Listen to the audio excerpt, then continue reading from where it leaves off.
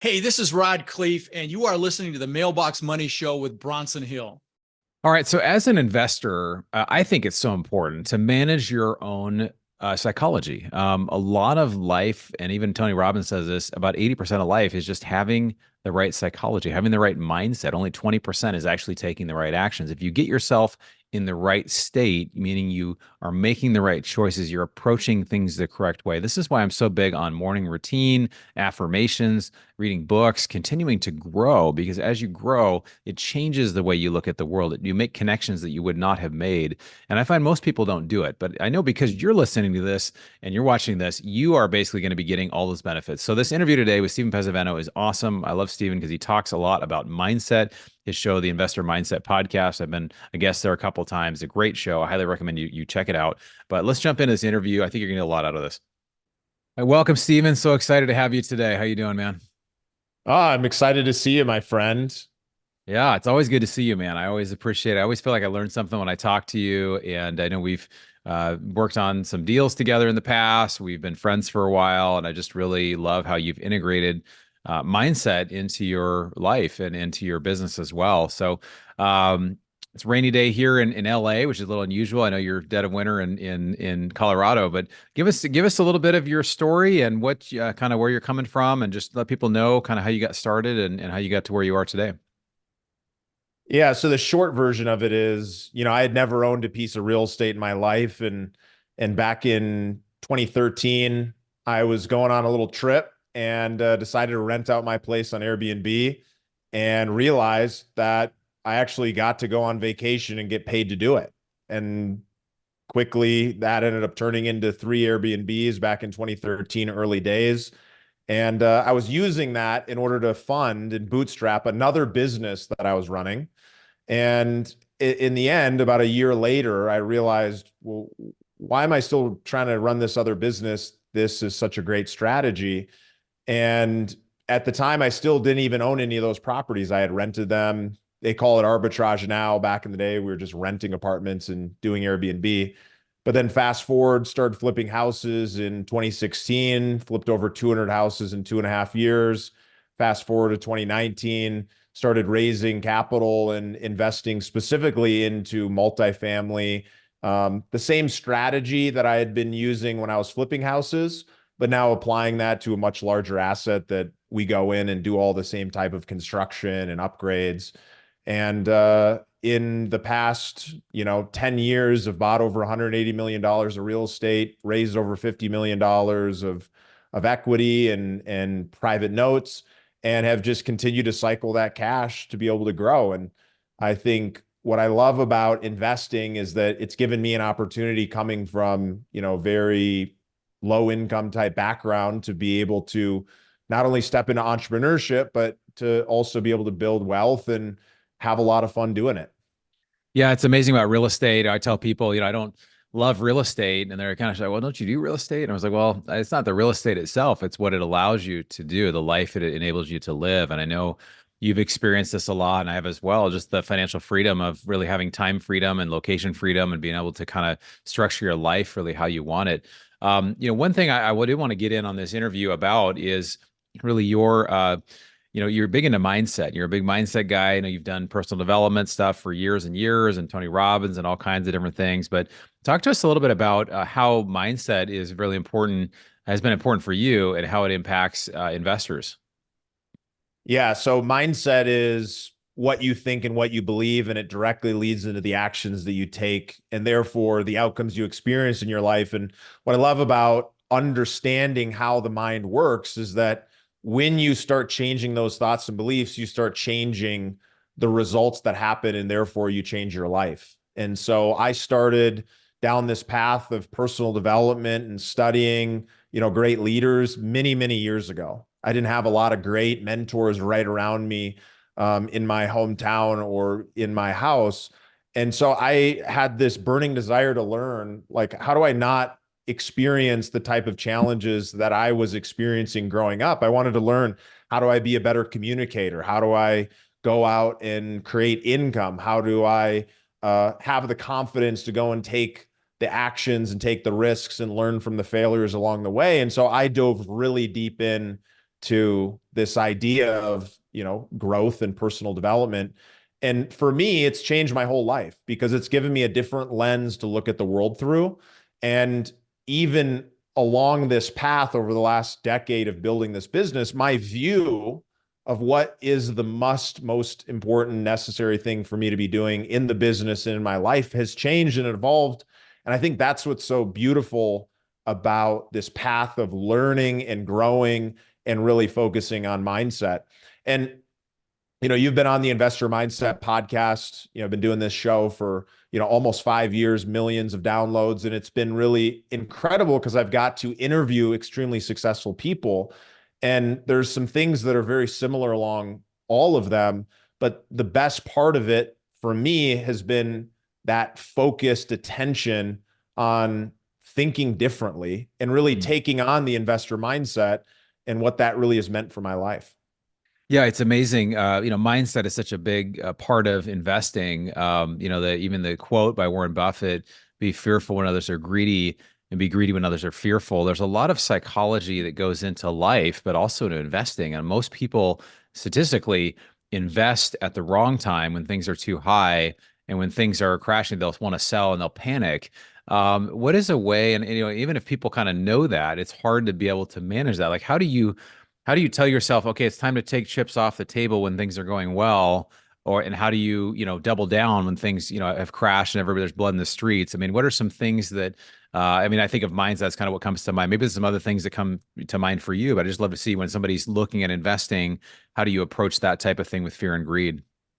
Well, I think one of the most important things people who are listening can do, it's what I do myself in my own life, is that when you're new to something, when you're going out and you're learning, you're listening to podcasts, you're showing up to events, you're paying for coaching, you're paying for training, you're soaking up all of this knowledge, but that knowledge is worthless if you don't put it into action and go and take some risk in your life. And that risk could be very small. It could be a very small investment. It could be a very small action that gets you moving in that direction. But when you take that action and you turn that knowledge into experience, which turns it into wisdom and gives you confidence, that's what allows you to go through the really hard times. Because I can tell you a statement like, when there's blood in the streets, that's the best time to invest, even when it's your own blood, but especially when it's your own blood.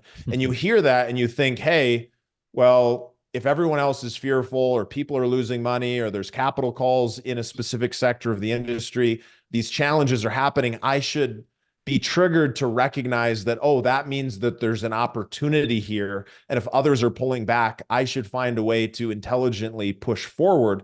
Yet until you actually go and do that, until you have that experience of seeing challenging times and then rushing in to finding the right opportunity, you will stay stuck in fear, right? Yeah. Because one of the things that is happening in the market right now is that, it's challenging. The Fed raised rates significantly, and that's causing a lot of problems. And the irony of this is that all of the investors who invested in late 2021 and 2022, they most likely will only know looking back, but they most likely invested at the top of the market, right? The market has come down. That happens to likely be the peak. Those investors in particular are 100% the people who should be investing in 2023 and then into 2024 and then into 2025. They should continuously and consistently make investments when the market is going down so that when the market comes back up across their entire portfolio, they've got a dollar cost average total return. They're going to be in a better position. Yet what I find when I talk to my clients, when I talk to my partners, when I talk to the investors who work with us, some of the people who invested at the top of the market that were new to the space, they lacked the experience to recognize the opportunity that was in front of them, that they invested at the top. Therefore, now they're going to wait it out, see how that investment goes, which is the biggest mistake that they can make, because then they're missing the bottom of the market and therefore fixing or spreading out that return, the potential reduction in return on the original investment and the increased return on the new investments that they're making moving forward. Yet until you've actually gone through that, unless you just purely have blind faith, until you have that experience, it can be very difficult for you to move forward. Yeah, it's really, it's like when I used to paper trade stocks, as a kid or in middle school, high school, it was very different than having money in the market, right? It's like it's a totally different thing. It's like somebody's a spectator in the crowd and they're talking about how the athlete should have done whatever. Well, you're the one who's like got the helmet on and you got the pads on and you're going to be tackled by some 300-pound guy or something. That's a whole nother thing, right? It's the same type of thing. There's this book called Thinking Fast and Slow. Great Mhm. book, quoted a lot. This psychologist talks about a lot of the biases that we have, and one of them is we really overweight losses as opposed to gains. So people remember Mm. losses at least twice as much as they remember gains. And so they asked this thing, they said, if we were to give somebody a choice, 50-50 chance, Steven, I'll give you $100, but it's a 50-50 chance that you'll lose $50, right? So we all day long we should do that, right? That's a great statistically it's better to, but most people will not do that bet because they're afraid of the losses.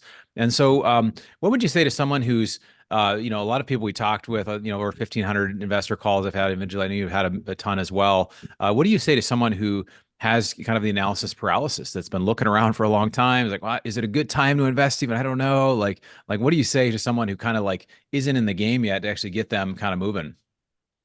Yeah, so I think the best thing that you can do is you go through this in phases, and it's a circle and it continues. So you go out and you gather knowledge, and you're in that phase of your life where you're learning about something, you're doing that analysis, and then there has to be a clearly defined time when you're saying, "Hey, I'm going to make a move.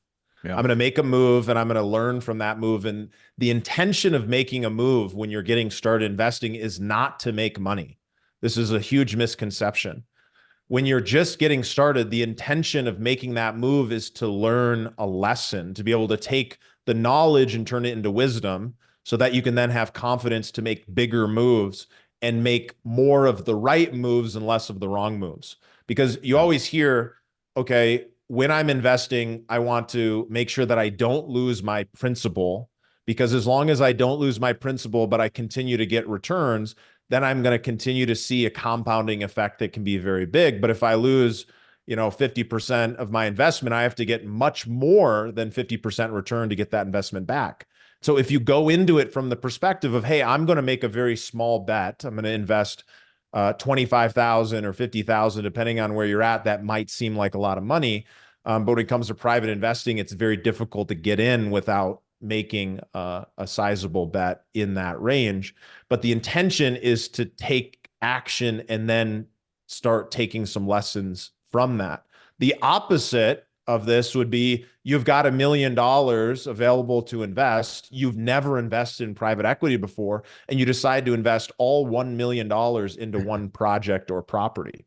That is equally as big as a mistake as not making any actions, because you don't yet have the confidence or the wisdom to be able to know what is the right move or wrong move to make. And you might make the right decision and it might work out well, but you may have made it for the wrong reason. So there's a phase in this process that I really believe it's important that you go into it from a perspective of, I'm here to learn and to take on this experience.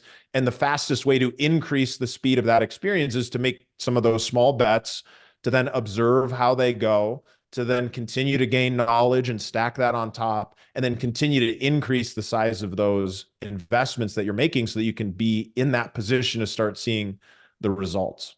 Yeah, that's almost exactly the formula I have in my book, Fire Yourself, is, to set an end date of, hey, I'm going to give myself this amount of time, look at a number of deals, and then when you're ready, you get comfortable, actually invest a small amount, because it's just information until you actually are in the arena and you're actually taking action toward it. Um, let's talk a little bit about today. I mean, obviously, we've been friends for a number of years, and it looks very different than it did a couple of years ago in real estate. Interest rates are higher. Obviously some valuations have come down a bit, which has led to, in some places, much better deals. You're doing, you have your multifamily, you're also doing stuff in your promissory note fund. Talk a little bit about kind of what you're seeing in the market for some of the opportunities kind of in your business now, just kind of what you guys are doing, what you like currently. So first off, I'd say there's amazing opportunity in the market, no matter what's happening in the market. Things can be more challenging, which creates more opportunities in another area. So I've been in the real estate space investing for nearly a decade. And since the first day that I got into investing, what I heard was, this is the year that the market is going to crash. And I heard that for 8 years straight since the first year that I started making investments full time. And every single year I heard that this is the end of the market. And so what's difficult for other people to understand, if they haven't been around for a very long time, is that the market goes through cycles and that you can't really predict exactly when that cycle is going to end. And so it was very likely that the cycle was going to end in 2020. And then they, injected trillions of dollars into the market, and the market stayed great for another 2 years. And then, of course, the Fed decided to start raising rates, and that made the market really challenging and difficult. And so if you have this long-term perspective, even when the cycle changes, if you're still thinking about it from a long-term perspective, the results that happen year to year should not have an incredibly huge impact, as long as you're approaching it in the right way. So what I'm seeing in the market today is it's much more difficult to get debt, and it's much more difficult to find deals that have the type of returns that we in our business need to create. So typically we're doing heavy construction value add deals. We're typically seeing returns that are, 20 to 30% average annual returns. Sometimes they can be a little bit lower. Sometimes they can be much higher. But we're in particular looking for a specific type of product in the market. We're looking to find something that's in really rough shape, that's been misoperated, and that we can come in and fix those problems, upgrade the property, install better tenants, and then turn that property around for sale within a 3 to 5 year period, or sometimes even shorter. That's the main strategy. We have an income strategy as well. Yeah. But in that market in particular, what I noticed was that in 2023, if and when we had cash on hand, we were able to get deals where we were buying at 2019, 2018 prices, meaning we were buying 30 to 40% discount compared to what other properties were selling at, if we could find those sellers that had a motivation, a distress. And so what's phenomenal about this is it brings me all the way back to the beginning of my investing career, where I was buying hundreds of houses from individual people who had a specific reason they wanted to sell. So with that, the irony of the situation is that more people in the market were scared, so they were not investing as limited partners. They were not putting their cash up. So we're finding the best deals that we've seen in 3 to 5 years, and yet there's less people who are willing and interested in putting their money up, because now they're in that fear mode.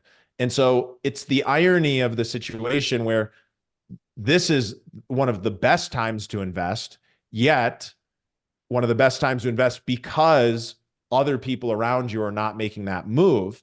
And so we put together a fund. We acquired quite a few assets. We're going to continue moving forward into this next year, doing the exact same strategy with similar type of projected results. But what's so cool is that even while people are scared, there's still other people in the market who are buying. So just last year, we bought a property for a very low amount of money because we had changed our strategy, and we bought it for about 1.2 million. And 6 months later, we have it under contract for sale at 2.4. So we were able to create quite a bit of value because we bought it from somebody who had to sell. We fixed it up, and then we were selling it to somebody who has a very different strategy than us and a very different capital structure. So we're able to create a big return in a market when a lot of other people aren't able to buy. So the long story of this is that there is opportunities available. The key is to find the right people who have the right experience, connections, which I call insider deals. And those insiders then are able to find opportunities that most people can't. And that's how you make the most money when it comes to investing in private equity and private real estate. Yeah, it's a really great point. I mean, that we've watched, we've raised at times just, millions and millions of dollars in a very short period of time, in 24 hours or whatever. And then other times, like right now, it's investor sentiment has changed. And it's people we talk to, it's harder to raise money these days. One of it, I think, is If somebody's had a challenge in a deal, or there's been a capital call, there's been a loss, or whatever, it's more challenging when, hey, I'm going to put more money in. And so there's that kind of wealth effect kind of as well. But in reality, especially when interest rates are higher, I mean, when you buy, the buying price of a property is fixed, but the interest rate you could potentially adjust later, or if rates come down as they're pretty much everybody's forecasting this year, they're going to come down somewhat from the rate drops, and we'll see they may even come down more if there is some sort of stall in the economy or something happens significantly. Do you have any other, like, I know nobody has a crystal ball, so I'm not expecting you to have a crystal ball, but do you have any other, I know there's kind of people know, okay, generally I should be invest when, be fearful when, or, be greedy when others are fearful, which we're seeing some fear out there. But what else do you think? I mean, do you think that, it's going to kind of go according to plan, where the Fed will raise, or excuse me, they'll lower rates several times this year? Or do you think we are going to have a soft landing? Do you think it's possible to have a soft landing? What are some kind of potential opportunities that you're seeing that maybe most people wouldn't normally notice? So first, I'll tell you how I'm operating in the market, the kind of deals I'm doing, and the kind of things I'm looking at. And then I'll tell you what I personally think. So the way that I'm operating the market is as if interest rates are not going to go down, and that if anything, they might go up. So I'm underwriting deals that are going to show that this opportunity continues to be a deal that we want to own, and that produces income, and that we're able to create that kind of appreciation that gets you to a 20 to 30% average annual return. I'm underwriting as if the market is going to stay the same or get worse. I'm underwriting as if cap rates are going to continue to go up rather than come down. I'm underwriting in a way that I want to make sure that, because I'm giving 85% of every dollar to investors, that I'm able to get to that 2x multiple, where I'm able to receive a larger percentage of the profit after investors double their money. So I've got a specific structure in my deals that allow the alignment of interest to be very investor focused. And then once we hit it out of the park, then we start profiting and participating in that. So I'm underwriting as if everything is going to be worse, and I have to plan for 5 years into the future, despite the projected timeline on these deals being 2 to 3 years. So I'm underwriting and looking at the world as if it's going to get worse. Yet I personally believe that the world is going to get better. I personally believe that interest rates are going to stay higher longer than people are projecting, but I do believe interest rates are going to go down. And when interest rates go down, values will go up, because cap rates will go down, and cap rate is a multiple that leads to the value of these properties. So my personal belief is that there's going to be much more upside than what I'm underwriting to, but I'm underwriting into a world where I can hit that type of return. And so why that's really important is because all private equity is not equal. Private equity comes down to the operators and the partners and their insider connections that lead to the ability to create outsized returns. So if your listeners aren't familiar, over 35 years, the S&P has created an average of about a 9% return. Private equity over 35 years has produced a little over a 14% annualized return. Part of the reason that private equity typically can create a higher return on balance is because of those insider relationships and those insider connections and that insider information that you cannot use in the public markets. If you know something that I don't know, Sure. in the public markets, you're going to go to jail. But in real estate and private equity, it's not only acceptable, but it's expected. So Yeah. I believe that things are going to get better. I'm an eternal optimist. I believe that through every winter, there is always a spring, and then there's a summer, and all of these things that come from the challenging times end up leading to better times. And so the way that I would recommend other people look at it is, what can I invest today that I'm comfortable having parked for 5 to 10 years, and maybe it'll cycle multiple times through that period. But if I can have a longer outlook while making investments that have the ability to be shorter term, then I can create a much higher return. Because one of the things that I personally look at, I believe in this concept called name your number. So understanding the exact amount of money that you need to live the life that you want to like create. And so if you know your number, and let's say that number is $10,000 a month, I know that if I have 1.6 million earning me 8% on a fixed income note, that I have $10,000 coming in every month.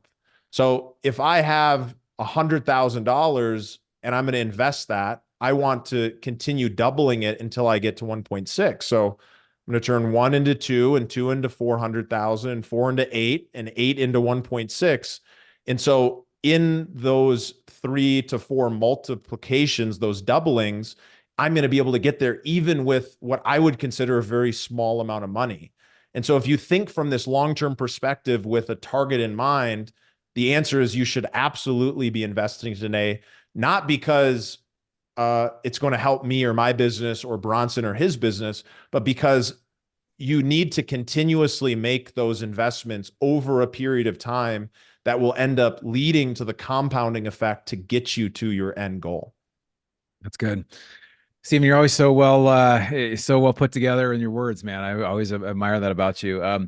We got a few more minutes kind of on the interview here. I just wanted to ask you, I think a lot about education. You know, I make a goal with myself to read a bunch of books. In 2023, I was able to read and listen to 98 books, and a lot of the books, Wow. people say audiobooks don't count. I was like, no, they count because you get to, Yeah. you know, it helps because I do retain pretty well. But what are some things that you do, or maybe that you would recommend as far as education for investors that are like, I know I need to like this is all great what's happening here, but there's a lot more context. There's really nothing new here. So by reading books and understanding whether it's about investing or mindset or personal growth, what are some other books you recommend, or just even other educational sources that you might recommend?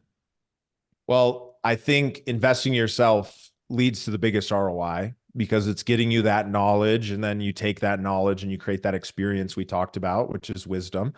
When it comes to reading books and consuming information, I believe there's kind of different phases. So I believe there's a phase where you're just kind of soaking in as many different types of information as you can. Early in my career, I listened to hundreds and thousands of hours of podcasts and audiobooks. Go to the library, I'd rent an audiobook. I would listen to it. I would have 3 or 4 more lined up. And I always had an earbud in my ear because I was always consuming information. So I'm flooding my mind with more and more information to help me change the way that I think, and therefore change what I'm actually doing out in the world. And then I think there's a phase for me personally, what's worked for me is going from that, I need to learn as much information as I can, to I need to study and master a small number of topics. And so what I've actually been going through in phase 2 is really more of a, instead of a volume perspective, it's really turned into a, how can I study and reread this book, re-listen to this book? How can I take the principles and put them into action in my world so that I can start seeing different results? And so of recent, I have personally not been listening to a lot of investing books because I feel that I have a pretty good understanding, but I'm always looking to learn. So I've been diving into a lot of Joe Dispenza, really learning about the mind and meditation and how to put yourself into alignment so that you can go out into the real world and make those decisions with the knowledge and wisdom and experience that I already have. How can I remove the emotion of the moment and be able to make a smart choice? Because as an operator, as a sponsor, as somebody who's out there making decisions on behalf of, you know, millions and millions of dollars of people's money, I need to able to be centered while the storm is going on around me. And so I've been spending a lot of time just really digging deep into that and spending that time meditating and going to events that are focused on kind of centering and finding that alignment so that I can then make a bigger impact in the world. Because I think what I've realized, and we've talked about this offline, personally for me, you know, at the beginning of my career, it was very much focused on getting out of a very bad place, you know, really changing my environment, changing the people I spend time with, changing my financial acumen and start building wealth.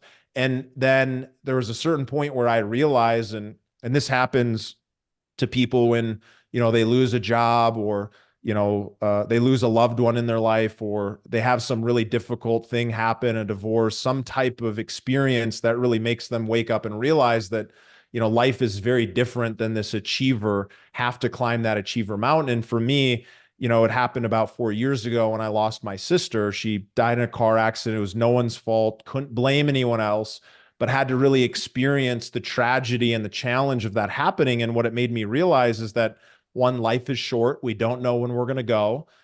So it's a big motivating factor into doing these types of investments to set up my future family to be supported if anything should ever happen to me. But the other side of that was this realization of the importance of actually making an impact, touching people's lives, changing things for them directly. So it's kind of ironic because people come to invest with me in my firm because they're looking for a financial monetary outcome. But for me, the driving factor, the driving force is actually what that monetary outcome will do for them personally. And then in the process of talking about investing is actually talking about, how do you create a good life, and creating a good life from what I've understood and what I'm experiencing and trying to find my way towards is actually doing things selflessly for other people. It's really about building community and connecting with people and helping people who may not know how to help themselves and kind of be a guide. So that's been my journey as far as, consuming crazy amounts to really diving deep into a topic that I feel like is making a big impact for me right now. Yeah, that's huge. And I think you touched on a number of things there. I think that there's also a huge link between personal development, working on yourself and career-wise. I mean, Brian Tracy, I think, says if you want to earn more, you have to learn more. And it's not the only reason to do it is to jump in and to learn more. But it really does change how we approach life. And I've had breakthroughs in my personal development or my personal life that have led to breakthroughs in my business, just my limiting beliefs or other things about that, which I think is really amazing. Steven, I really appreciate you. Let me just share a couple books that kind of really align with that. So if you are interested in the meditation and the metaphysical and how that can apply to your life, Becoming Supernatural from Joe Dispenza, absolutely a great book. Pretty scientific for those of you who aren't super into that, but it's worth spending the time in that because you start understanding the power of this. But the other two books I'd recommend is From Strength to Strength, and then a second book called The Second Mountain. And both of these are about this phase in your life when you realize that there's another intention that you're meant, another purpose that you're meant to put out into the world. Yeah, that's amazing. Second Mountain, I haven't heard of that one. I'll have to look that up. Awesome, brother. Well, Second Mountain. Okay, perfect. I'm always taking notes, man, because I'm always trying to learn, always trying to pick up things. So when someone like Steven Pesavento makes a book recommend, I'm going to write it down.